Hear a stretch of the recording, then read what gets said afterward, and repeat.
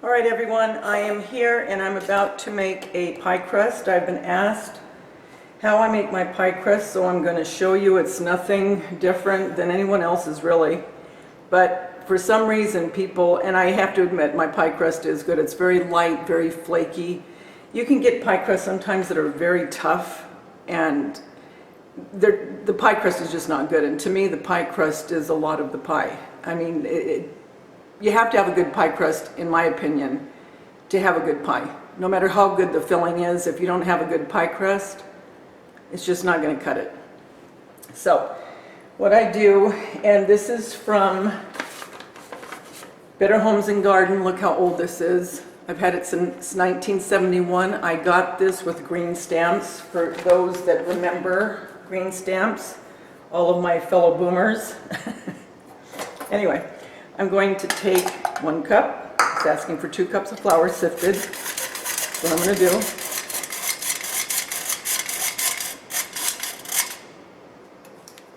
And 1 more cup. See how precise I am?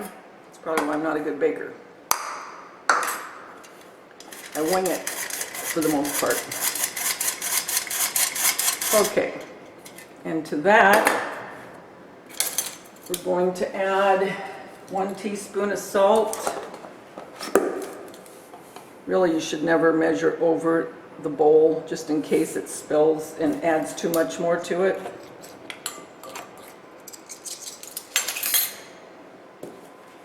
Now, 2/3, and I use Crisco. Some people use butter, I use Crisco.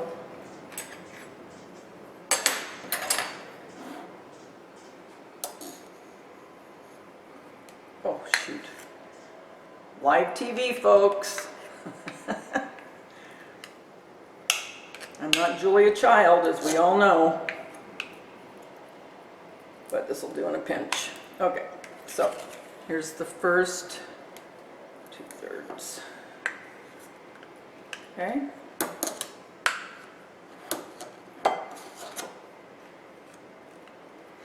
Okay, the thing, and I'm sure that if you've watched any videos on pie crust making, you don't want to work the dough any more than you have to, and that is the truth, because it will make it tough. So less is better.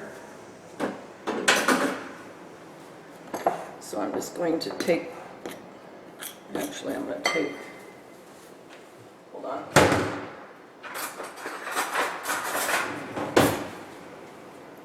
I'm just going to cut the shortening in so it gets incorporated into the flour.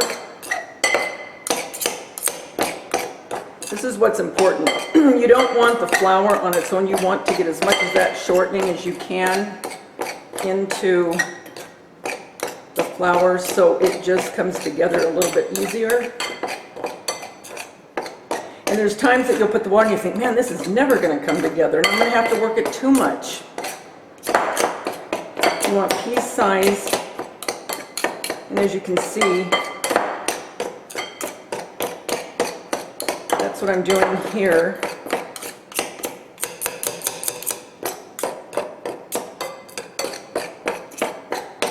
Okay.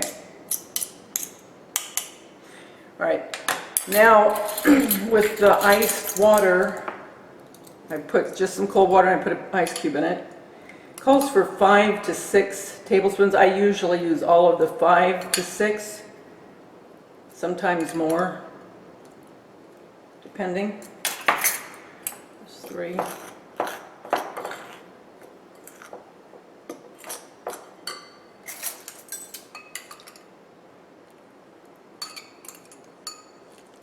Okay.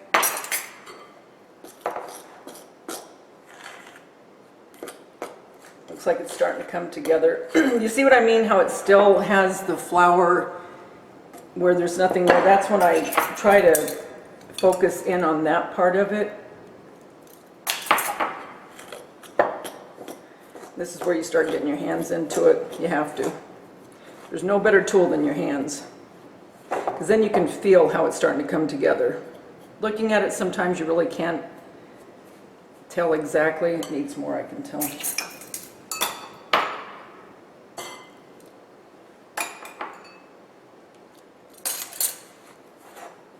And this is the part, I don't care how many pies I've made, it's like I'm always thinking, okay, I don't want to mess with this flour and shortening too much because I don't want it, you know, to get tough, but you have to get it together. So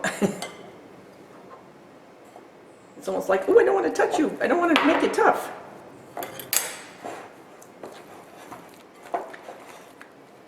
Okay, so I'm going to get this all into a ball because I'm sure you don't want to watch this, and then I will bring you back when I am rolling it. So hang on. Okay guys, what I'm going to do is, okay, it's in a ball now, and when I was putting it together and not kneading it, don't knead it at all, just mix it together till it forms a ball, leave it alone. What I'm going to do is, a lot of times I'll make the filling before, which I should have peeled and cut the apples first. But if you don't, and the way it's good that I did it this way to show you, if you don't do your filling first, or you don't get it all together and ready, when you have your pie crust ready, all you have to do is get some saran wrap and put a little bit of flour on it, on the saran wrap. Get this. Just a little. You don't want it to stick. Take it, this is going to be nice. I can tell by feeling it, it's a very light. It's not dense, it's very light. It's going to be nice. And you're going to put it in the saran wrap. Go ahead and put it in the fridge. And that's going to keep it moist until you're done making the filling. Whatever you're going to make, whatever kind of filling, you're fine. Just keep it in there. Good to go. And I will be back in a minute to show you how I peel the apples. I got a neat gadget. I love it. I'll be right back. I got the Granny Smith apples from Trader Joe's. The reason you only see 2 and you see all this is because I bought this and I really don't like it. I had another apple peeler. This one's from Bed Bath & Beyond. It's okay. I mean, I just started using, I had one, excuse me, and I don't know what happened to it. For the life of me, I don't know what happened to it. But I was trying to figure this one out, and that's why I tried to peel as many as I could until I got it right to show you so you didn't have to go through it. This thing's a hit and miss because this blade, you have to get it exactly right so it will peel the skin, and then it does cut. I mean, and that part's good, and it does core. But I'm going to try one. Now again, these are small apples. Maybe that has something to do with it as well. But you push on this lever to bring back this. You put it onto this like skewer type thing. And it's supposed to have a suction. I've tried and it's not working, so I'm holding it down. Let's see what happens. Okay, it's digging into the skin of the apple way too much. There's way too much meat here. But if you put, okay, I can't even do it now, dang it. But, okay, I'm gonna try. See, you have to try to adjust this blade exactly so it doesn't take too much of the skin, but you have to make it long enough to peel it. All right, let's try this. This is what I'm saying, it's just a hit and miss. It's still peeling way too much of the skin. See, now it's not even, forget it. Okay, now as far as peeling, I don't like it. As far as it coring, it's great, and it does this to where all you're gonna have to do is take a knife and slice it down, but I have all this skin still on there, and I didn't want it. But it is what it is now, because I'm not gonna go back and try to, and getting the core off is not easy. Okay, I'm going to try to adjust this again. This is why I didn't film all this, because I know you don't want to sit here watching this. They have different kinds of apple peelers, and I'm going to look for the one like I had. I just couldn't find it. So here's the last one. Let's see what happens.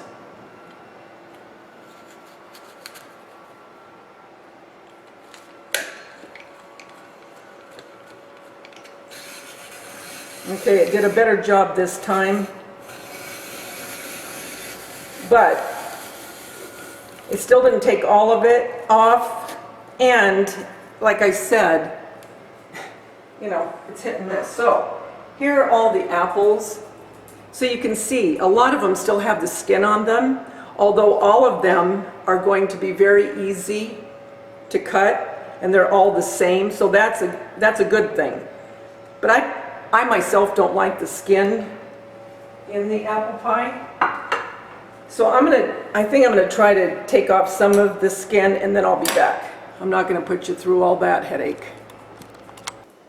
A double crust, meaning it's not just one like for a chocolate pie or a lemon pie or something like that. I'm gonna divide it, put this over here, and now I'm going to roll it.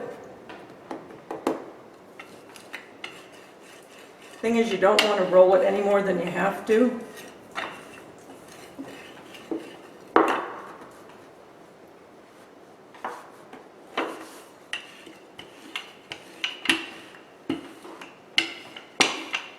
And I roll mine as thin as I possibly can because I like a thinner crust. I don't like thick. That's just my preference.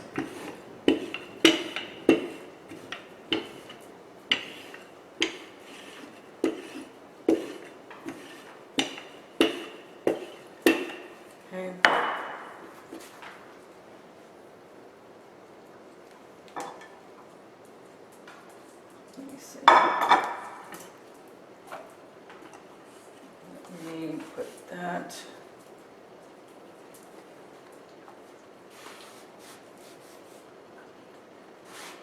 I don't care if flour gets on the bottom.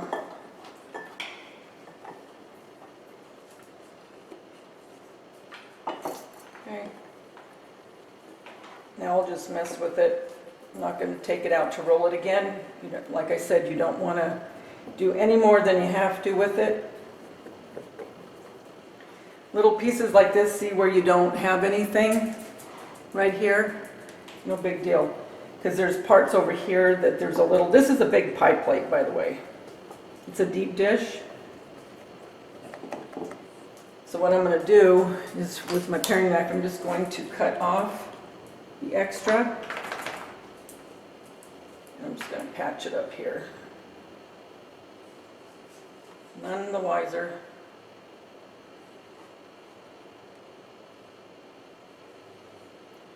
I guess you could say my pies are more kind of a rustic. They're not beautiful pies, but they are very good. It's going to be a nice crust. I can just tell by the dough. The dough is very light.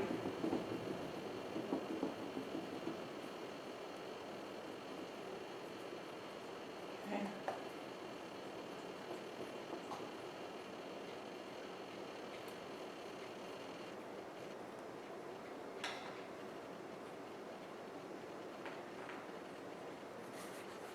Okay.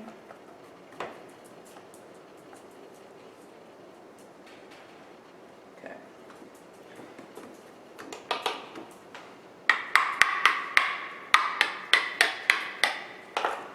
All right, now put the apples in.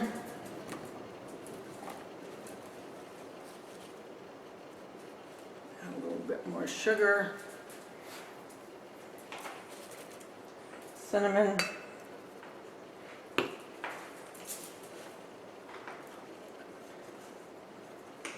Actually, I could have put at least, oh, I don't know, maybe 4 more apples, because these are, like I say, they're going to cook down.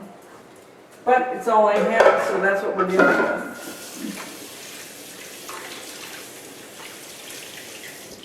Okay, now.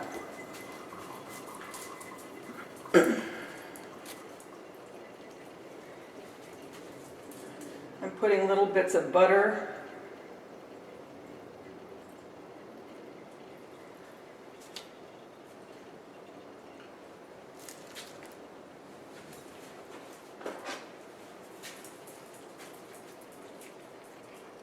lemon zest.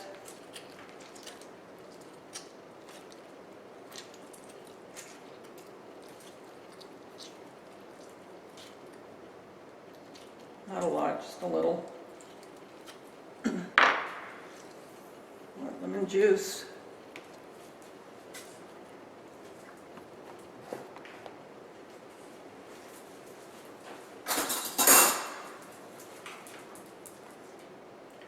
Flour will thicken it up a little bit.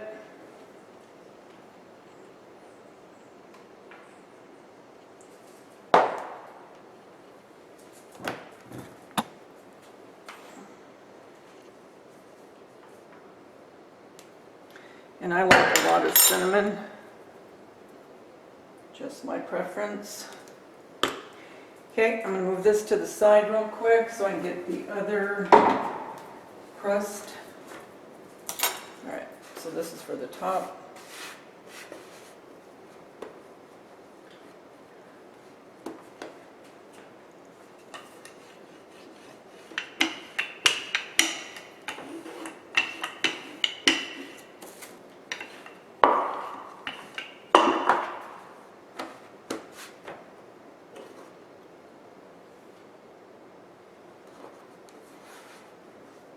I cook like a tornado.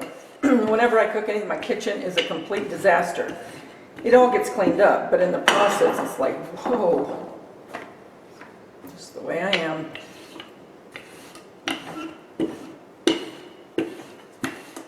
See how I'm not rolling back and forth? I'm just trying to get it to be as big as possible to cover the pie. And you can see how thin. You can see how thin it is. It's very thin. Again, my preference. Some people might want it thicker. To each his own. It's great.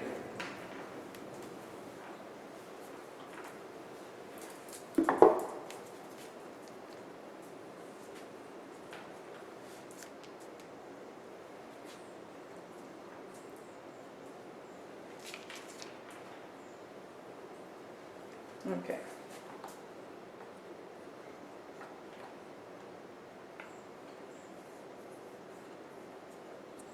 Beautiful.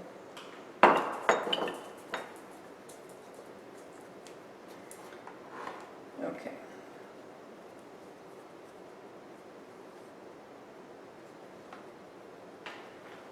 Just pinching the sides of it. Sometimes, I mean, when I'm using a smaller pie plate, my grandmother, well, I could still do this. She used to always take the leftover crust and she'd put butter and sugar and cinnamon, which is what I'll do with these pieces, and put them in the oven, and it was always a treat that we could have.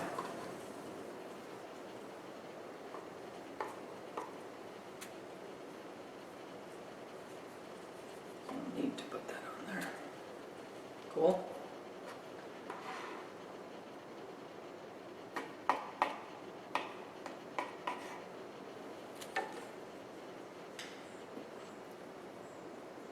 And this pie was inspired, if you've watched any of my other videos, by my candle I got from Bath and Body, the White Barn.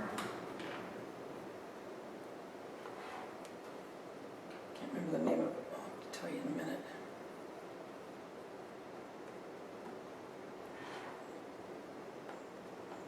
Okay. So, there it is. And I'm going to cut for the steam.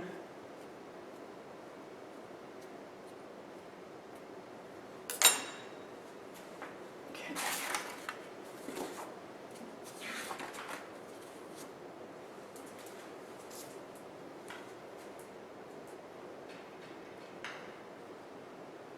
A little bit of butter.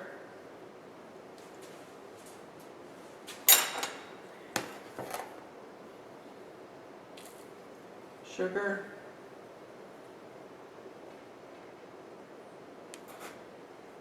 Okay.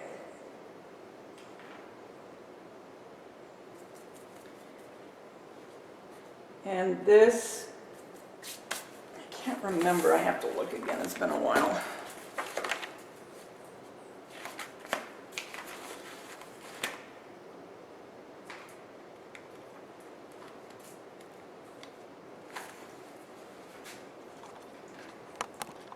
Leftover, and this always reminds me of my grandmother.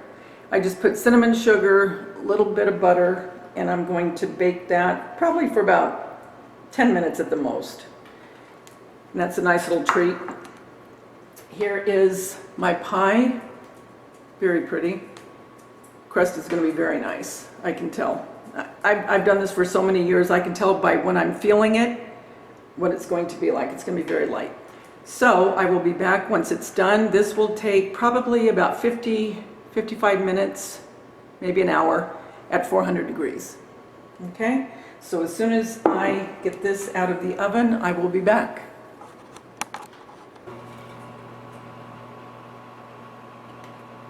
And I'm going to put my little other goodie, the crust with the cinnamon and sugar. I'm going to put that in there.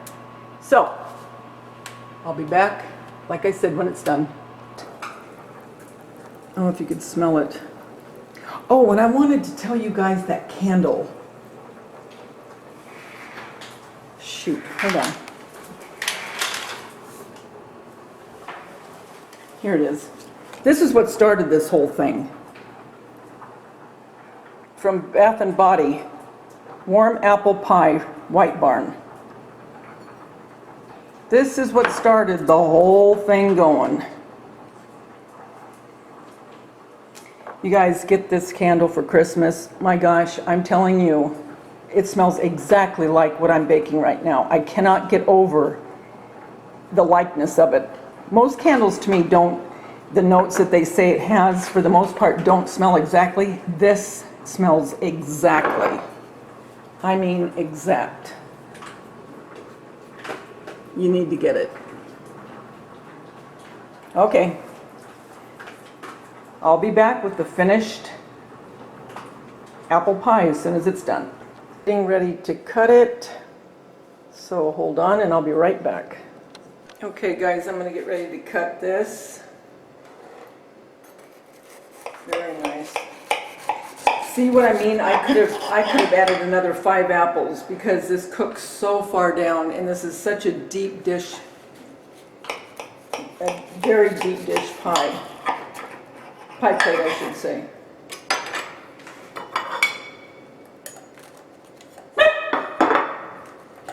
So let's just get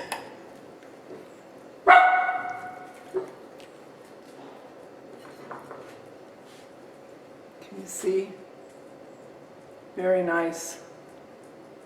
Very nice. Smells delicious. Can't wait.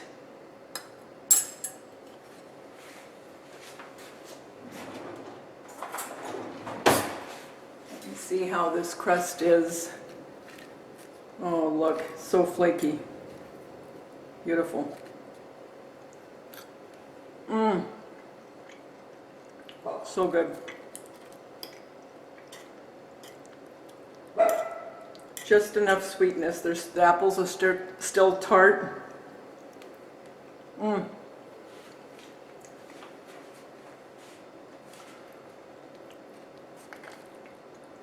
Very good. Very good. Mmm. Okay guys, thanks for watching, and I'll be talking to you soon.